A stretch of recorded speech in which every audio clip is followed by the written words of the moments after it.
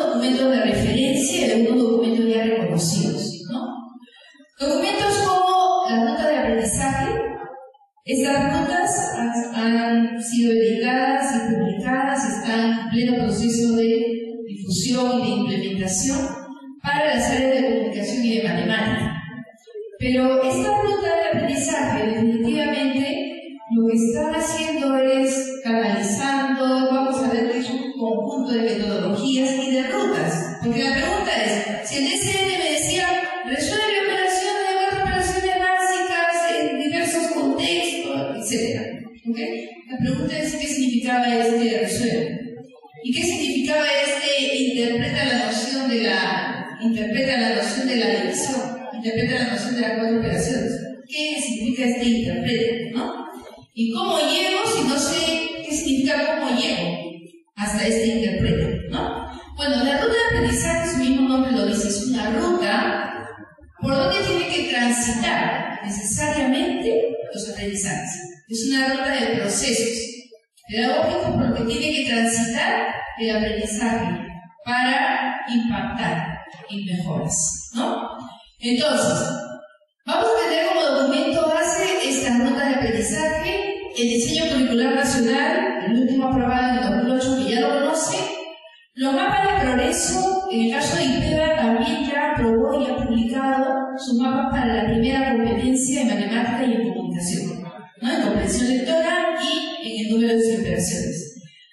Y el marco curricular nacional, si ustedes han sido partícipes, no lo sé, pero sí hay mesas que se han venido ya ensayando desde el año pasado, mesas regionales, para la discusión, para la reflexión de estos aprendizajes. Primero fueron 11, luego 9, ahora son 8, pero la idea es justamente, como no sé si recuerdan cuando se elaboró el Proyecto Educativo Nacional, ¿no? El Proyecto Educativo Nacional se vino gestando por casi 5 años. Y por eso siempre decimos, el Proyecto Educativo Nacional es mandato. No es un documento elaborado en un gabinete, sino es mandato, porque pasó por todas las regiones, recogió opiniones, críticas, mejoras, reajustes por parte de diferentes actores, de diferentes regiones, y nadie que ve el proyecto educativo puede decir esto también, porque pasó por todas las regiones, ¿no? De igual manera, este marco curricular también está en ese proceso. A veces me dicen, ¿pero cuándo van a terminar ese proceso? Que el proceso depende también del grado de participación y de maduración que se tenga, ¿no? De maduración hablo del documento. Cuán verosímil resulta este documento frente a esta realidad, ¿no? Entonces, efectivamente, los niños necesitan aprender comunicación y matemática. Realmente necesitan una educación técnico-productiva. ¿Y el inglés es necesario? ¿En Madre de Dios el inglés es necesario? ¿No? Donde tenemos 4 lenguas y los niños más se ven afectados por el portugués que por el inglés.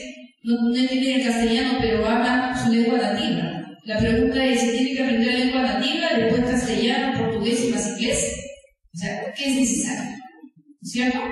Entonces, como verán, este marco curricular, pues efectivamente está en proceso. Y ya hay 8 aprendizajes fundamentales que están un poco en debate, un poco en la reflexión. Bueno, estos son los documentos que nosotros tenemos como marco para este sistema curricular. Vamos a ver entonces que definitivamente este sistema curricular gira en torno a competencias. Está en base a competencias. Lo que quiere es lograr competencias. ¿Y qué significa competencia? No es competir, ya lo sabemos, sino es poder desempeñarse en diferentes situaciones, en diferentes contextos, poder solucionar el problema. El problema es una dificultad, no es una aritmética, no es un logaritmo que tengo que tener, ¿no es cierto? Entonces, ser competente, pero ¿qué es competencia?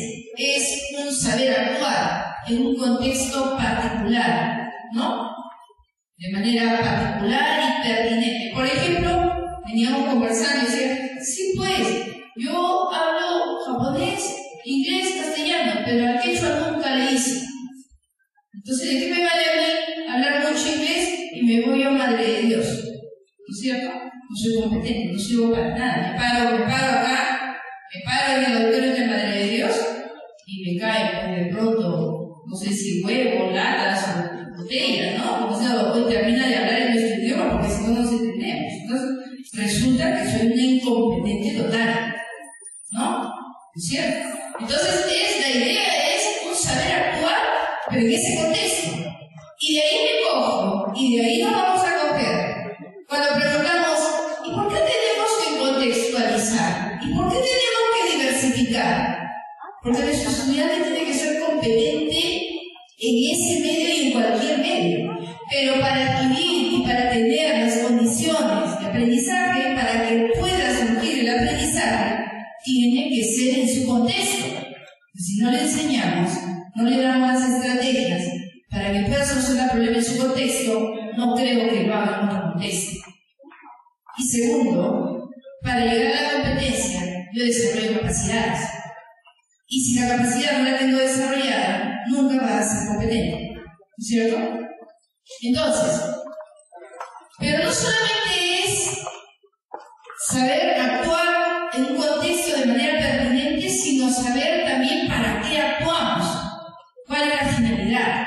¿Por qué yo quiero que me entiendan? ¿Cuál es mi interés de que me entiendan? ¿Cuál es mi interés de que resuelva el problema de matemática? ¿No?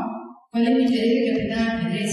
Y me parece interesantísimo lo que ha dicho el profesor, me parece interesantísima la experiencia de esta escuela, que es el número 1, ¿no? La que ha tenido más altos resultados.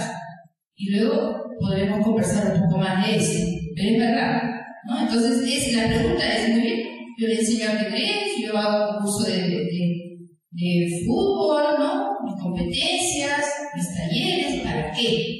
La pregunta es ¿para qué? ¿No? Y cuando yo tengo el para qué, yo tengo que saber escoger con qué actividades, con qué recursos, con qué estrategias, con qué medios, con qué personas, con qué capacidades voy a contar para hacer esa competencia, ¿cierto? Entonces necesito pues seleccionar y le llamamos a esa selección movilizar, ¿no? Cognitivamente, cuando al niño, cuando al estudiante se le presenta frente a una situación, se le dice, oye, ¿la TBC afecta a tu medio? Inmediatamente se pone a pensar, ¿qué es TBC? ¿Y qué significa eso? Inmediatamente empieza a pensar, ¿de qué me está hablando? ¿Cierto? ¿Qué hace? ¿Qué está haciendo? Está movilizando. ¿Qué está movilizando? Ideas, proposiciones, algo que él tiene. Y entonces empieza a indagar. ¿Y qué es la TBC? ¿De qué está hablando? ¿A quién le afecta? ¿Dónde hay? ¿Cómo son sus síntomas? ¿No? Entonces empieza a desarrollar capacidades, ¿no? Que es de inferencia, ¿no?